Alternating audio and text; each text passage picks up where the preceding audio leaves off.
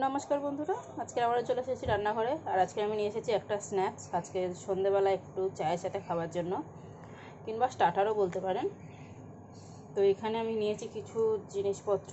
তো তার জন্য আগে দেখিয়ে দিই, এখানে নিয়েছি একটা ডিম 4 টুকরো করে নিয়েছি সেদ্ধ করে ছাড়িয়ে। এখানে নিয়েছি ছোট ছোট 3টে আলু। আর আমি ভেবেছিলাম অনেক কটা পাউরুটি হবে, তো দেখিনি, তো দেখলাম লাস্ট 3 পিস পাউরুটি আছে। তো এই পাউরুটিটা দিয়ে আজকের একটা সুন্দর স্ন্যাক্স বানাবো। এখানে বেশ বড় বড় পাউরুটি, কিন্তু স্লাইসগুলো বেশ বড় বড় সাইজের নিতে হবে, বড় না থাকলে ছোটো নিতে পারেন। এখানে নিয়েছি আলু মাখার জন্য একটু নুন স্বাদ অনুযায়ী। আর এটা নিয়েছি ভাজা মশলা। ভাজা মশলা যে কোনো, জিরে বা পাঁচফোড়ন যে কোনো ভাজা মশলা দিলেই হবে। আমার কাছে ম্যাগি মশলাটা নেই, তাই ম্যাগি মশলা দিলেও হবে। তো এখানে নিয়েছি স্বাদ অনুযায়ী কাঁচা লঙ্কা, একটুখানি পেঁয়াজ। আর এটা বানাবো, এখানে নিয়েছি বড় চামচের 3-4 চামচ মতো বেসন, হাফ চামচ চালের গুঁড়ো, স্বাদ অনুযায়ী নুন আর ব্ল্যাক পেপার, গোলমরিচ গুঁড়ো। এটা দিয়ে একটা ব্যাটার বানিয়ে রাখবো, চপ করার মতো যেরকম ব্যাটার হয় সেরকম। তো প্রথমেই আলুটাকে আমি এই মশলাটা দিয়ে মেখে নেব। একদম ঘরোয়া জিনিস দিয়ে, খুব বেশি করার দরকার নেই। হাতের কাছে থাকা একটা জিনিসপত্র দিয়ে, সেইটা দিয়ে একটা খুব সুন্দর স্ন্যাক্স হয়ে যাবে। তো আমি আলুটাকে ভালো করে এটা দিয়ে মেখে নিই। এখানে দেখুন আলুটাকে কত সুন্দর করে মেখে নিয়েছি। এই যে এখানে কিন্তু নিজেদের পছন্দ মতো মশলা টশলা কিন্তু ব্যবহার করা যাবে। আমি কিন্তু একদম সিম্পলভাবে বানিয়েছি, একটু টেস্ট করে নেবেন নুনটা ঠিক আছে কিনা। তো এটা আমার মাখা হয়ে গেছে। এবার আমি এটা বানিয়ে নেব, ব্যাটারটা বানিয়ে নেব। অল্প অল্প করে জল দিয়ে ব্যাটারটাকে আমি বানিয়ে নেব। প্রথমে হাত দিয়ে ভালো করে এইভাবে করে নেব, যাতে বেসনে কোনো দানা ভাব না থাকে। নয়তো ছেঁকেও নিতে পারেন, কোনো ছাঁকনি দিয়ে চেলেও নিতে পারেন। এখানে আমি ব্যাটারটা দেখুন কত সুন্দর করে বেশ বানিয়ে নিয়েছি। চলুন এবার অন্য স্টেপে চলে যাই। আমি এখানে আলুর এইভাবে একটু করে বানিয়ে রাখছি, বল বানিয়ে রাখছি। তার কারণ হচ্ছে আমাকে এটা 2 হাতে বানাতে হবে। তো কতটা কি এর পরের স্টেপটা দেখাতে পারবো আমি জানি না বন্ধুদেরকে, যতটা পারবো চেষ্টা করব অবশ্যই। ফিলহাল তো 3টে রুটির জন্য 3টে বানিয়ে নিলাম, তারপরে দেখাচ্ছি। একটা থালাতে একটু জল নেব।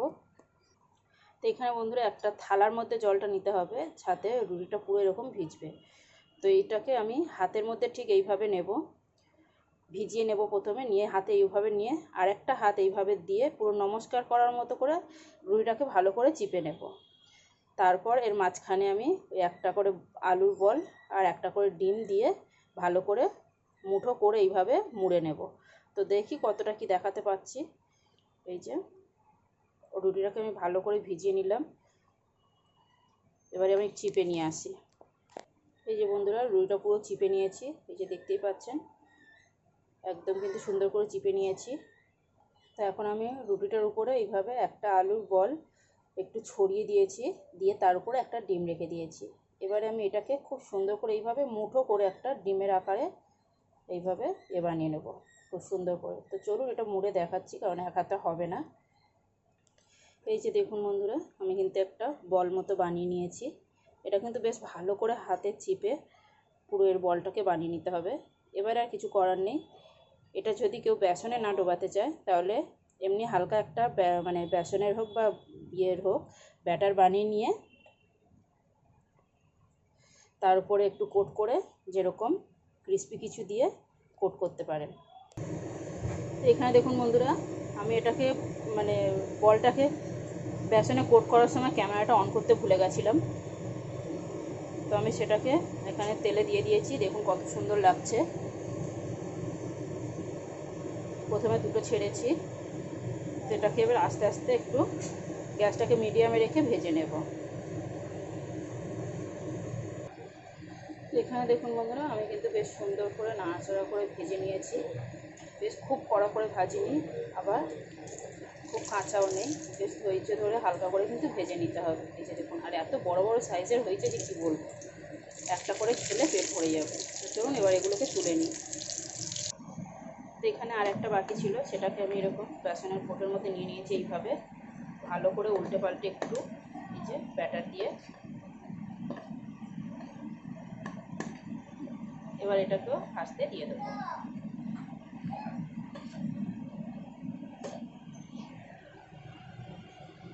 এই যে দেখুন।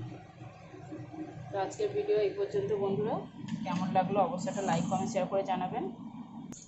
তো এখানে দেখুন বন্ধুরা, এতটাই গরম যে আমার হাত পুড়ে গেল কাটতে গিয়ে। এই যে দেখুন একটা কেটেছি, কতটা সুন্দর লাগছে, কতটা ইয়াম্মি।